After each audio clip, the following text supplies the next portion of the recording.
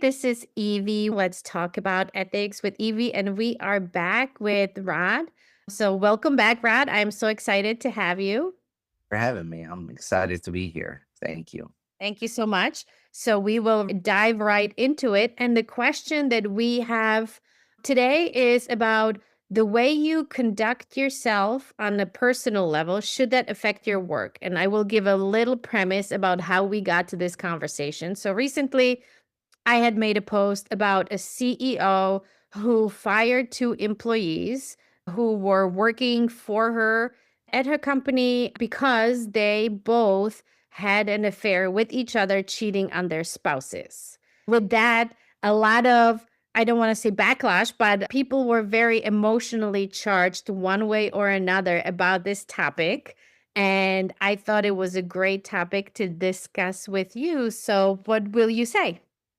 Yeah, so you have to look at it. It's a very thought provoking scenario, and you have to look at it from many angles. So, just to give you the gist, when an employee is in a sensitive position, is found to be unfaithful to their spouse, the employer's possible action depends on the personal conduct if it intersects with workplace responsibilities, right? There are different angles to consider. Employers typically act when personal misconduct crosses into professional risk, whether through reputational damage, conflict of interest, or erosion of trust.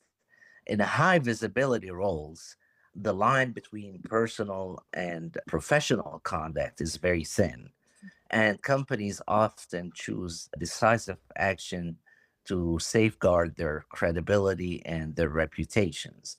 But there are legal risks from taking an action, such an example that you used of a CEO firing two employees because they were unfaithful to their spouse or they were having an affair or whatever the situation is, because there are privacy violation that you have to take into consideration. See, I would ask the question, and obviously we don't know enough about the situation. We just know a little tiny piece of what happened. One thing that I would want to know is, did they maybe report it to each other?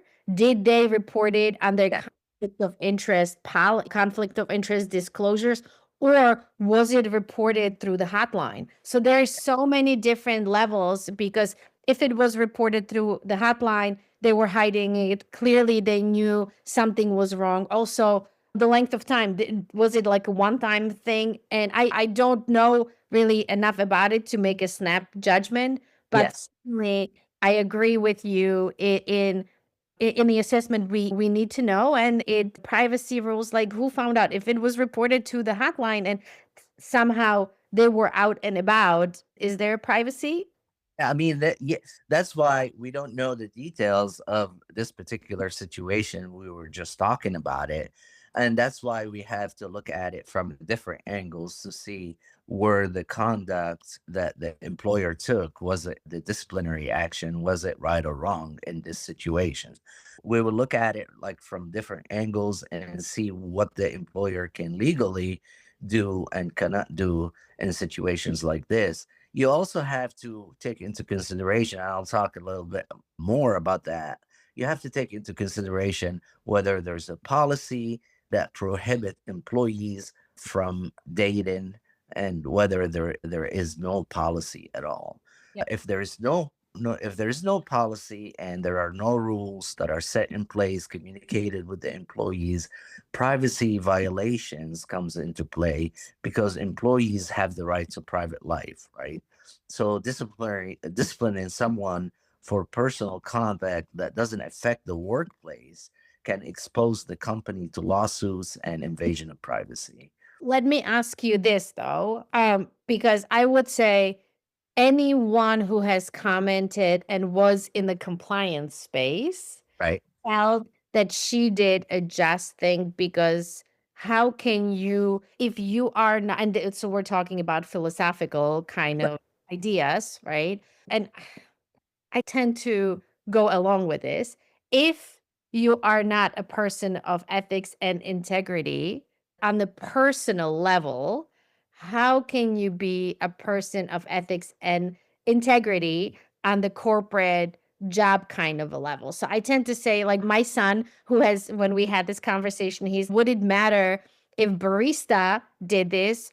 Or would it matter if a person of power, what you alluded to before, like vice president, or maybe it was a finance, or whatever the responsibility they had with the company, if they had a higher level like leadership responsibility, would that matter? And I think it would make a difference on how you look at the person as a whole, right? How Yeah. much trust you create. So there is something to be said about behaving in certain way should carry out throughout your responsibilities, whether they're personal or corporate or job related. Oh, absolutely. But I'm gonna give you the flip side of the coin and talk about reputational damage, of course. But again, we're looking at it from different angles. I'm just telling you how what are the things you have to consider before Correct.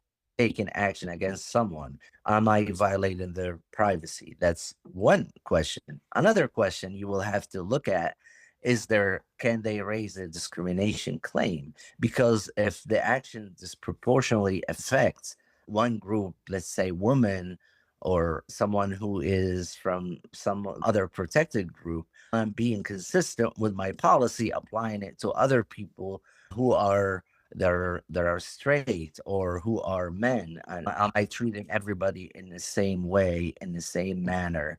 And I have a policy that it's like a stove. Whoever touches it, it burns them. Because if you face the situation and you acted with a woman and you did not act with a man, then you might have discriminatory claim against you. So this is the second thing that you have to take into consideration. The third thing would be a wrongful termination. If the misconduct isn't tied to job performance or company's policy, like we alluded to earlier, firing or disciplining someone could be challenged as unlawful. So before you take an action, you have to ask those three things. Am I violating the privacy? Is there a possible discrimination claim, or I treated a man different than a woman, for example? And is there a possibility of this person raising a wrongful termination issue? So those are the three things. Again, I'm just giving you like a legal and compliance angle.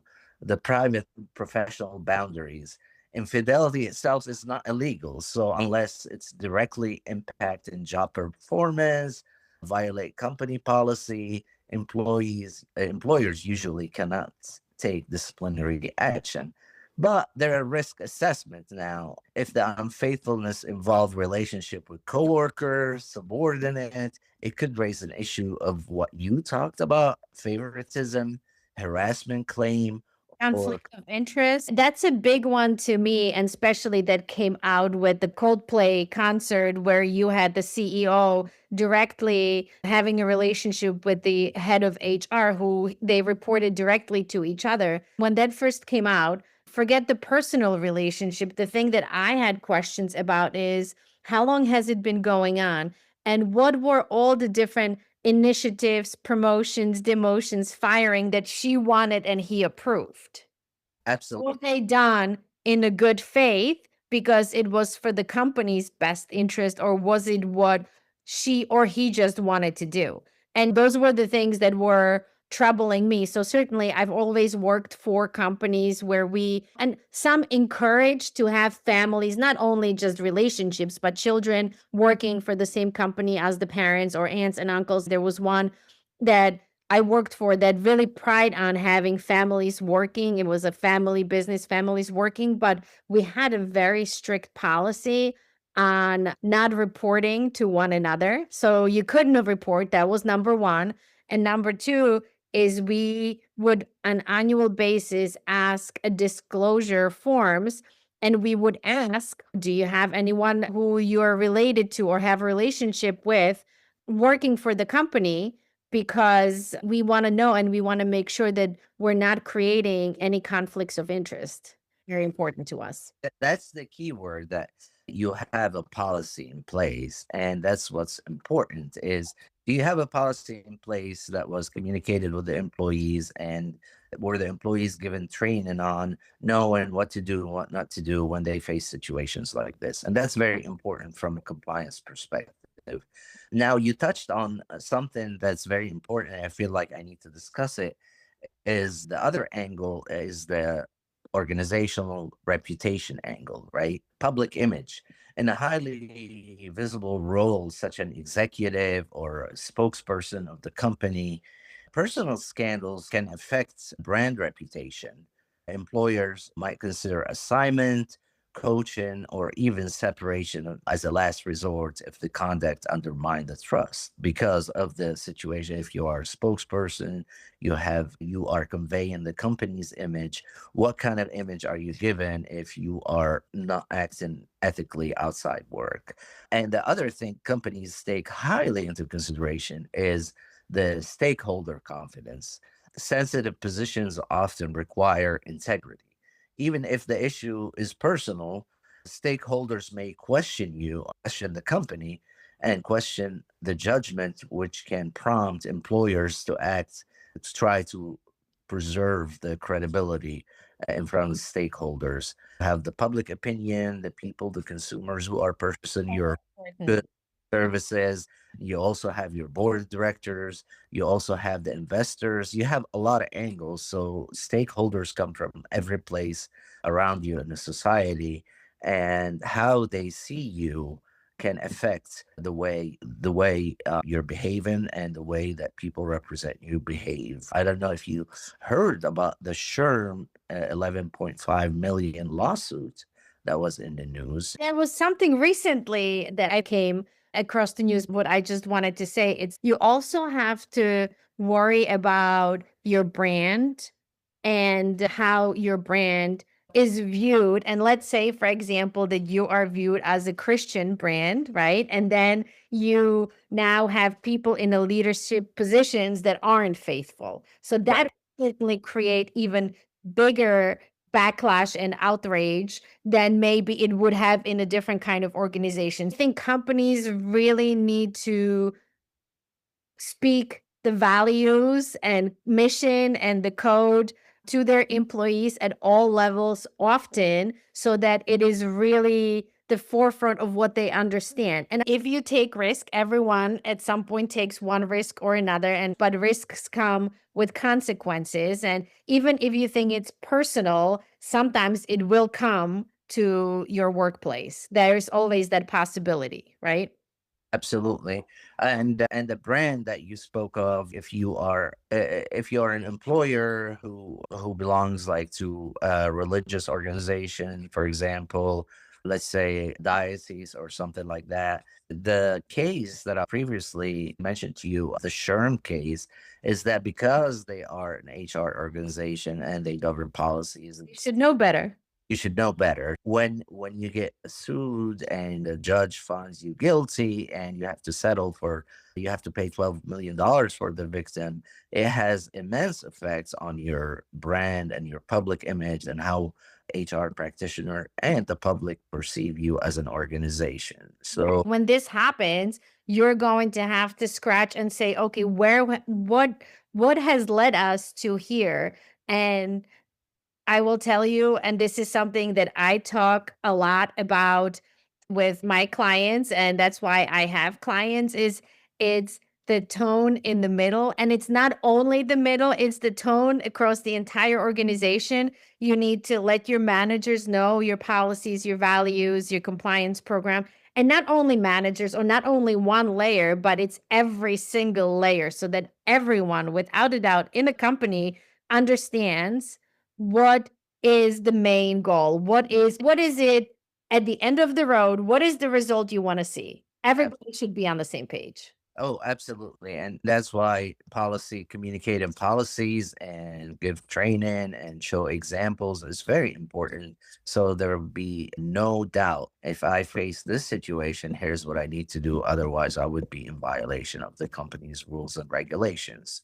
Some companies go into damage control mode when they found out a spokesperson or an executive has violated policies. They could do coaching and counseling and try to navigate personal challenges with the person without compromising how they can help him out without compromising or violating any privacy issues. They also can go into succession planning where they gradually phase out this spokesperson and they bring someone else, but they do it gradually and slowly in order to normalize the situation.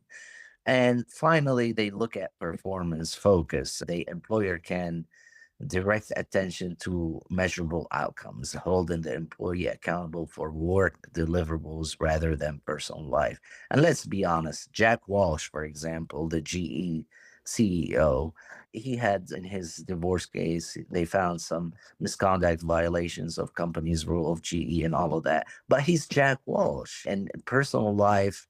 But when the person has such a high performance, such a high image, and brings a lot of attention to the company, they're not gonna, from pragmatic standpoint, they're not gonna deal with him as another employee. So they would tolerate. GE did not take any action against them. He was phasing out. He was retiring anyways. But because he's Jack Walsh, they get treated differently. Shouldn't be that way, but this is a reality of how the world operates sometimes.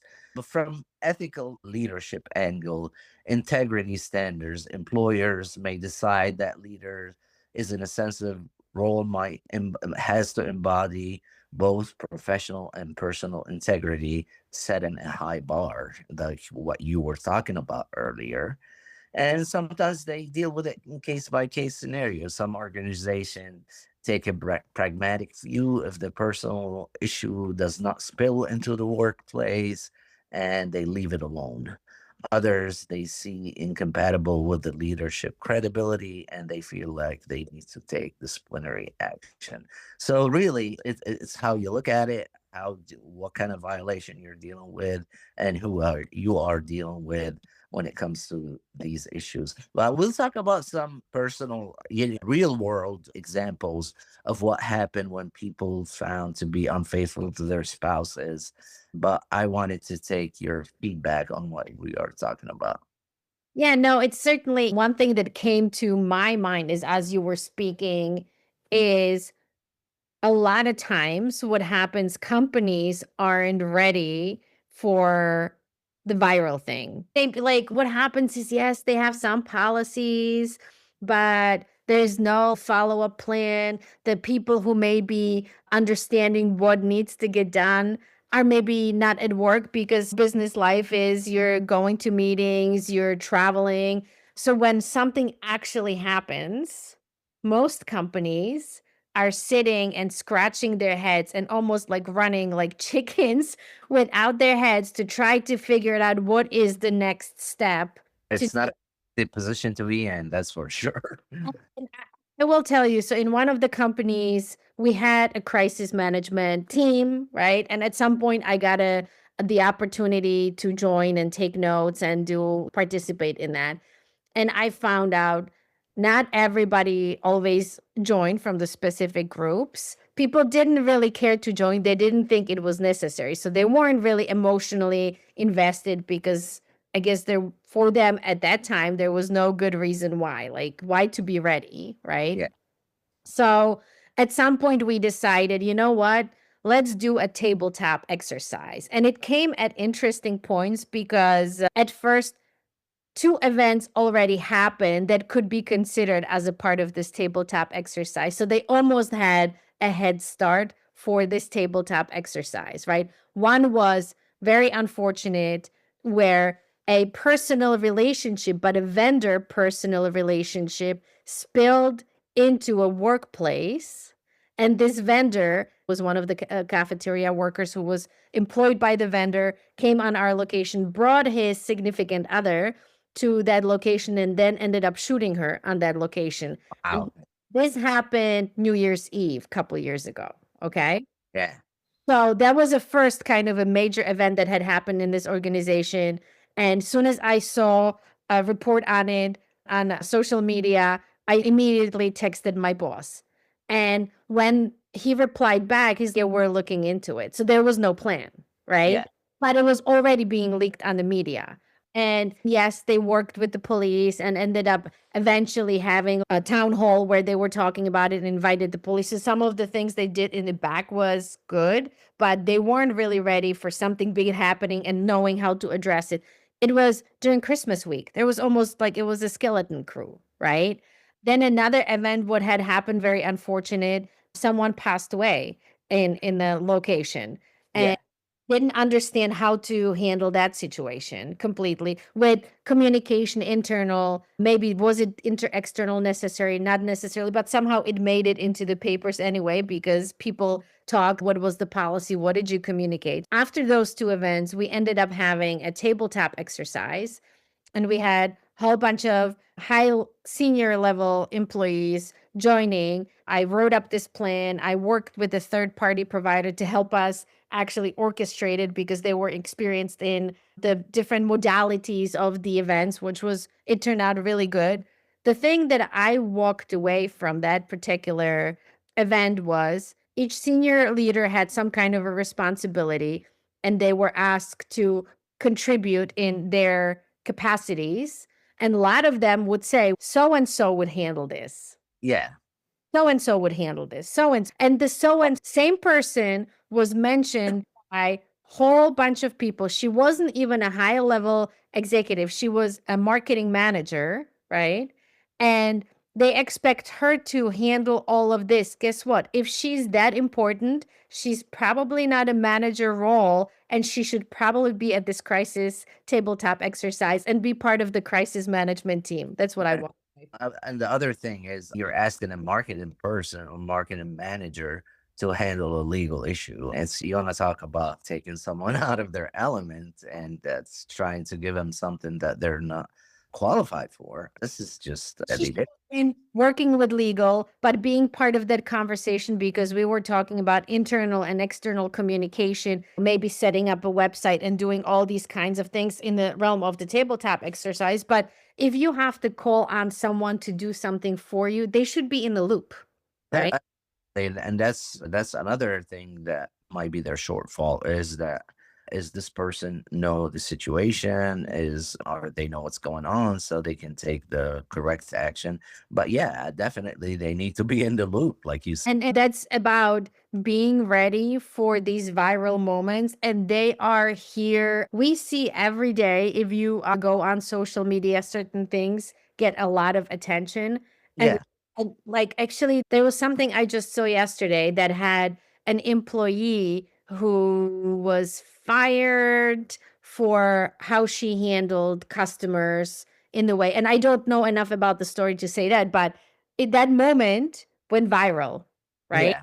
Yeah. Then you as a company, do you know what to do? Do you have a statement ready, or do you need to find someone to help you get the statement ready? Because sometimes time and to something in the bud is really important, right? Oh, Coming up with a quick statement saying, yes, we're looking into it, or whatever it may be. If you have certain things ready, you will be better off and have maybe damage control to your reputation we spoke to earlier than now. yes. So I suppose this call turned into from personal relationship, making sure you're ready to know if something goes viral. What are you going to do? Do you have a PR company on standby who can help you craft the message in minutes notice? Have you made those investments? It's another kind of side of the Yeah. question. Yeah, when things go viral like this, you have to be ready to address it and address it immediately sometimes. And this is always very challenging, even when you have a PR department or have a contract with a PR company. It's a challenging situation to be in a damage mode. Anytime companies are in a damage mode, it's very hard. And the other thing is, are you selling your argument to the public? Do you have credibility and are you making a good argument? Because in the Sherm case, they were trying to argue that they're not HR experts. If you can believe that. Good uh, one. That is so people pay you to attend your thing for HR, to become an HR perspective, but you're saying you're not. But what I was going to tell you too is not only the public, but your own people, your own employees, their trust will deteriorate. The culture of the company will deteriorate if you don't provide them with good information. Like it builds trust to be transparent, right? So, yes, the public and the stakeholders are very important, but I think even more so important are it's the internal piece, which sometimes gets overlooked. yeah. And there's sometimes good privacy reasons why you don't say certain things, but then rumors start. So you have to find a way to craft good messages. That's why working with the PR people and who have done this before, but transparency, it is very important because if you can't be transparent, the trust erodes, and then any other initiatives and things that you might want to do will not be as successful because people lose trust and they Oh, will not be invested. absolutely. So let's talk about high profile cases. We talked about Sherm a little bit. Right. Let's talk about other high profile cases that made the news about misconduct. So the recent one was in 2025. Nestle fired their CEO. And what was interesting about it, they didn't even give him the golden parachute. Basically, they found a way just to cut him off. And that was after revelation of a relationship with a subordinate, even though the issue was personal. The power imbalance and the reputational risk made it unattainable to keep him as the CEO of the company. Go ahead. And I think that one was reported through the hotline. Yes. Yeah. And then another one this year, earlier in May, we had Kohl's CEO who got fired after 3 months working on the job, also for a relationship, not with an employee, but with a vendor And who, that was one of the examples I was going to talk about. So I'm yeah. glad you're talking about it. Go ahead. Yes, I wrote about it saying how I was excited to see this because the tide was changing. Even high level employees are being fired for policy and code violations, where in the past we are we were more used to seeing things like that being overlooked because True. maybe they were superstars, maybe they were great salesmen, maybe they were great CEOs, but that the board of directors actually had the courage to stand behind doing the right thing and saying being personal relationship, like we said, there was no reporting relationship, but he Yeah. didn't disclose the company, like in the Coles case, he didn't disclose the company, that's his partner, and had just signed off on the agreement. In that kind of circumstance, if you wanted to introduce company to Coles, you have to take yourself out of the loop, provide three other vendors who are in the same realm, and then decide which one is best for the company, not choose one because you have a relationship with it. And Absolutely. And that would become a conflict of interest right there. So I'm having an affair with this person. So therefore, I'm going to choose that person to be my vendor, whether or not it makes sense from profitability standpoint. right. Might be another vendor offering the same products and service at a lower cost. But guess what? Because I'm having an affair with the vendor representative of this company, I'm going to go with that company, whether it makes sense to Coles or it doesn't. So this is a great example on how conflict of interest can play a role when these things happen or when this person tries to act out of line in his personal life and how could it affect the company, right? You Yeah. might this vendor over others offering the same product for less price. You choose this one because whether it makes sense from a business standpoint or not. So the interesting thing you touched on the Coldplay, the companies everybody called it the Coldplay case because that was when everything became public and on camera. Astronomer, it's an AI company. Right. The CEO resigned. You can speculate that he was pushed out or whatever. But yeah, apparently he resigned, and I think she did too, right? no, but the thing as the last thing I read that they didn't take any action against her and she stayed with the company, and Oh, that could be what we touched on earlier is that are am I taking any risk? Would there be lawsuits for wrongful discrimination if I take an action against a protected female who worked for the company? I don't have issue with her performance and with her private life affects me. I think in that level, to me, it affects the trust uh, Y- and the culture of the company. And like it really, when you're in that position, this was clearly not disclosed. So between the CEO and the head of HR, you did not put it in any kind of disclosure form clearly. Maybe you did, but by judging by your reaction, you didn't, right? Yes, So I think that's a good reason enough to let her go because is she but in a high role affecting the culture of the company, here, right? here's the caveat to what you're saying. The hard part about letting her go, and maybe they have really smart lawyers know employment law that probably advise them not to take any action against her. They stated that the man or the CEO, who is a man, resigned. So the company did not take any action against him, right? He voluntarily, whether he was pushed out or not, is a different story. But officially, he resigned. He said, I messed up. I'm not good. I don't see myself as a leader, a good leadership for this company. Therefore, I'm resigning. So the company did not take any action against them, whether it's right or wrong. They did not take it. So to take the action now against and give disciplinary action against the female, it might show that they treated her different than they treated him. And I'm speculating here, and maybe I'm throwing this to you to say to think about it. But would the company be liable if he resigned and they didn't push him out and they come and tell her, no, you need to go, we are firing you? So there would be a double standard, or is there? I see what you're saying. I guess you need it to be on the inside.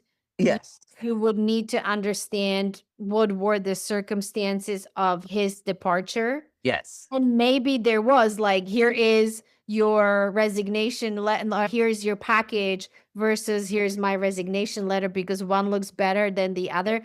And Exactly. if they did that internally, they should have done the same with her. They should both be treated the same way. As far as her staying and seeing what it would do to the culture, I think she should probably be subjected to some kind of a corporate culture training just to show her how these kind of things affect not just her but everyone down the line, right, who's looking up to her. It really makes a big impact on people. And if you're getting away with certain things because you were in a relationship with certain people, that's not where you want to build your company's culture. Hey, we talked about last podcast you and I had. We talked about the leadership conduct, how much influence it has on the culture. And what you're saying is a great example leading to what we talked about in our previous podcast. So,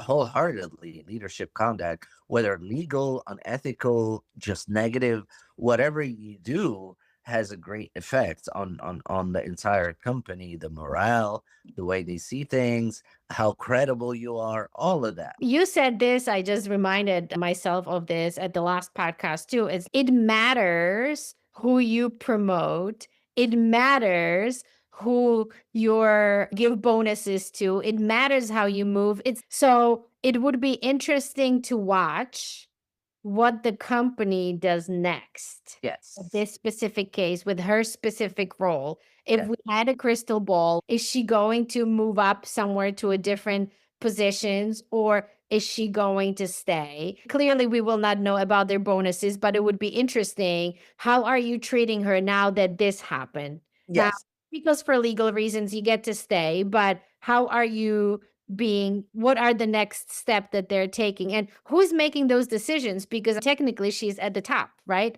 Close. Absolutely. Close. It's one of the executives in the company, the human resource. I think she's like the chief operating officer for not the chief, the HR, the chief HR officer for the company. I think that was her job title, CHRO. Yes, she's one of the executives, and it would be very interesting would they phase her out, like we talked about.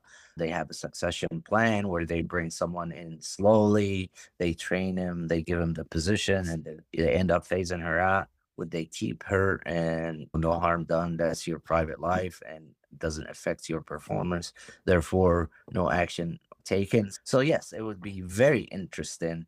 There's a lot of example of CEOs misconduct. I would just touch on them real quick. HP in 2010, their CEO resigned for same reason. Lockheed Martin 2012, Best Buy in 2012 too. And those are not very yes, it's been a couple 2 decades ago. They're still alive in my memory and what I researched about the topic. The bottom line there, what's so interesting is that there's a lot of companies take no action in situation like this, like in the industry, and it seems like from industry it differs from industry to industry. This is like something that need to be researched because hedge funds, like for financial companies, Wall Street executives, they have a lot of known affairs and things that happen all the time, and for some reason financial companies don't take actions against them. I don't know if they normalized it or made it something that is normal or expected to happen, or it's something else that not allowing. But several cases executive affairs became public, but the firm did not act because the relationship was consensual and outside the workplace. So some hedge fund leaders face tabloid coverage, but they retain their position somehow. And Right. it's the entertainment industry. So it would be interesting to do some research. I just looked at Astronomer, Right. and with the access that I have, they have a new head of people that is started on October of 2025.